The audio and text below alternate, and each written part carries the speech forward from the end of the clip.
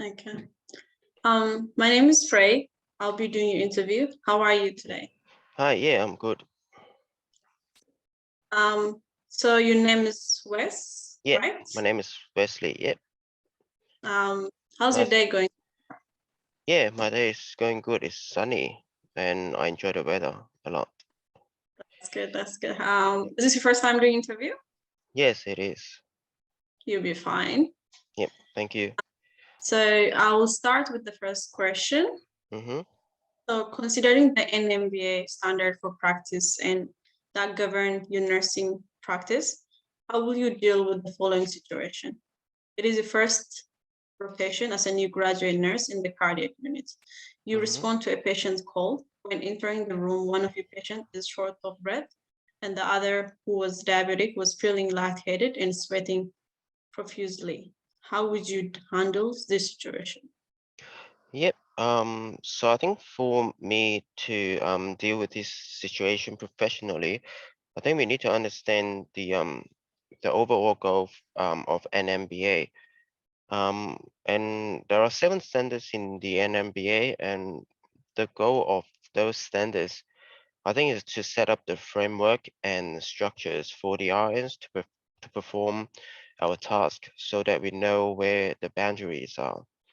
And in this scenario, which there are 2 patients for me to look after, and I think it falls to the first standards, which is um, which requires the RN to think critically and always analyze the situations. So in this case, I think I will prioritize the management of the patient who is having a shortness of breath. But that doesn't mean that I would just leave the diabetic patients on the side. Um, and because the diabetic patient is feeling dizzy and sweating, the first thing I do when I see these 2 patients is I will attend the diabetic patient and I will lay him flat in the bed, um, because this will help to relieve his dizziness. And at the same time, I will press the nurse assistance button to call for help. While I'm doing all this, I will also attend to the patient who is having shortness of breath, because shortness of breath might indicate something that is more serious. And I think the patient who is experiencing the shortness of breath might be having problems such as asthma or heart attack. So I will immediately press the rapid response button and I will do a full A to G assessment on the patient. And while I'm waiting for the team to come and doing the assessment, I will also provide nursing interventions along the way, such as giving oxygens or setting up ECGs to monitor the heart rate. And I think would do all this is because I use the knowledge that I learned from the nursing school to make judgments. And I think this is what the NMBA standards wants us to do constantly as well. Yeah. Good. Your second question will be nurses must comply with work health and safety standard. Describe a conflict situation you've been involved in your Mm-hmm. undergraduate nursing practice or as a nursing student. Mm-hmm. What did you do? What was the outcome? And what would you have done differently? Yep. So when it comes to work health and safety, I think this is a guidance for us to know how to protect ourselves and the others in the workplace. And I think it is especially important when it comes to nurses taking care of patients, because the patients are ill and they fragile. There was one situation that I came across when I was doing my placements in Liverpool Hospital, and that demonstrated how important the health and safety requirement is, and how easily people will forget to follow the standards when the situation gets intense. So what happened was I was doing an afternoon shift in a geriatric ward, and at around 3 p.m. that was when all the nurses gather together at the nursing stations and do their handovers. And there was one lady, she pressed the buzzers and called for help. So I didn't go to that lady at first because usually we would take care of the ladies when we finish handover. However, the lady was screaming and she sounded very frustrated.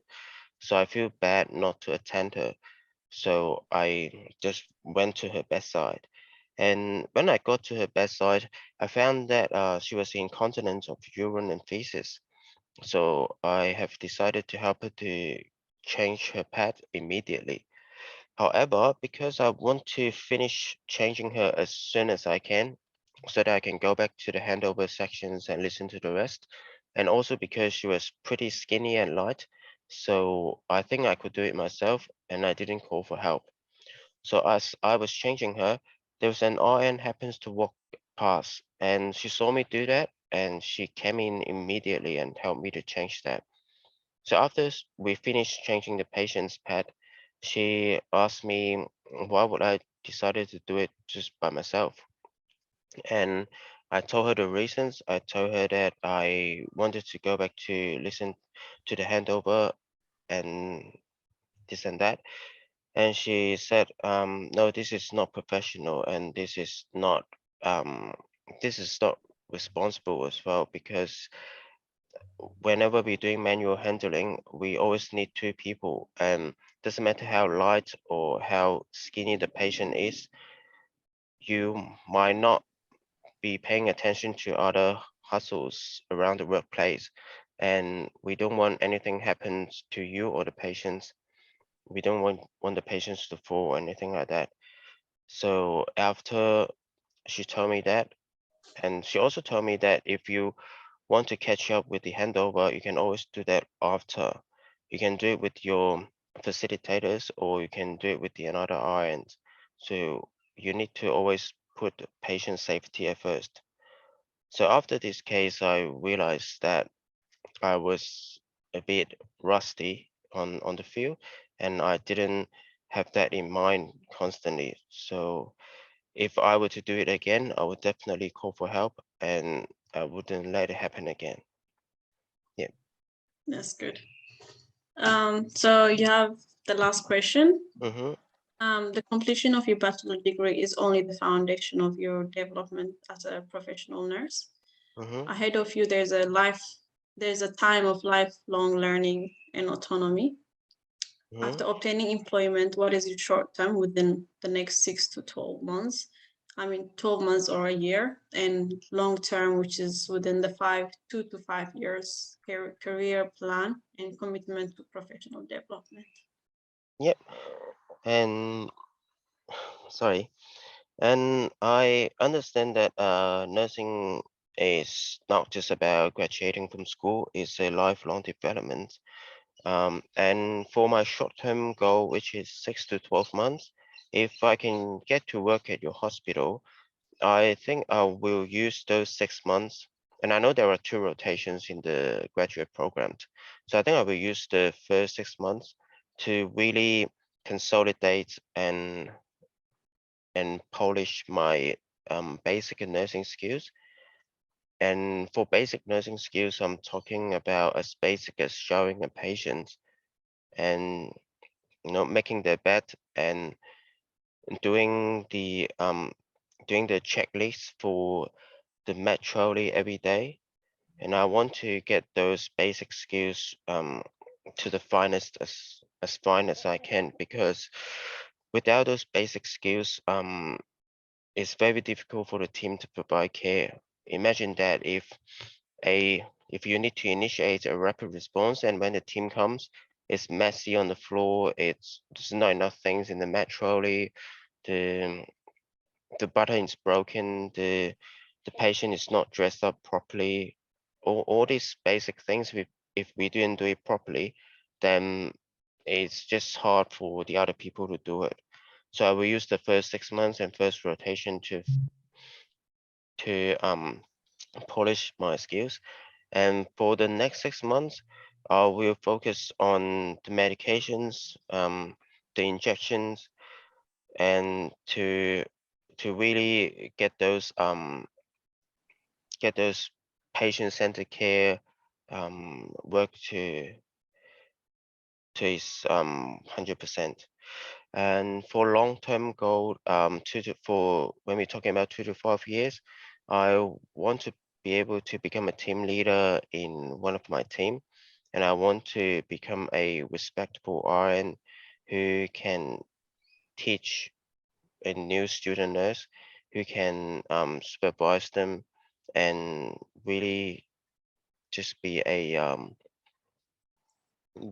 one of the key people in the nursing field and truly help the patients. Yep, yep, That's, and that's my goals for now. that will be all for your interview. I wish you a good luck. Yep, thank you very much.